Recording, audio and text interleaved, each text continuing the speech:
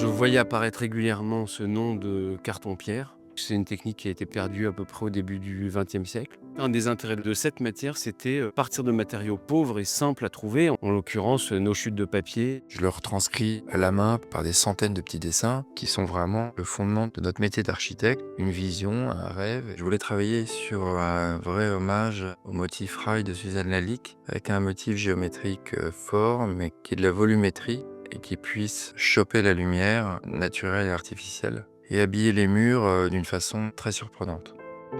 La spécificité du projet Orient Express tel que nous l'a demandé Maxime, c'est déjà le lieu de mettre cette matière dans un train et puis de s'adapter à son projet du point de vue architectural, design. Cette matière, lorsqu'elle est humide, elle est souple comme un cuir et sèche, elle redurcit comme la pierre. Et ce changement d'état me fascinait assez.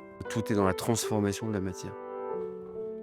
Il y a un savoir-faire, c'est juste merveilleux. Le carton-pierre avait un avantage magnifique, c'était une histoire d'épaisseur, de poids, de souplesse et en même temps de résistance au feu. Comme avec la plupart des métiers d'art qui sont rentrés sur ce projet, j'avais une connaissance historique ou de principe, mais après c'est une histoire de collaboration.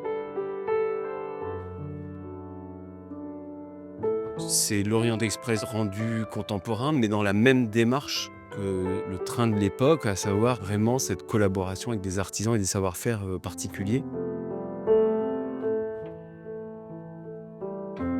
Je me targue d'avoir la connaissance technique qui me permet d'avoir un dialogue avec des gens qui peuvent me parler de détails et que je comprends vraiment parce que je sais ce qu'ils font. Le côté chef d'orchestre fait partie de notre travail et c'est ma philosophie de pratique de ce métier.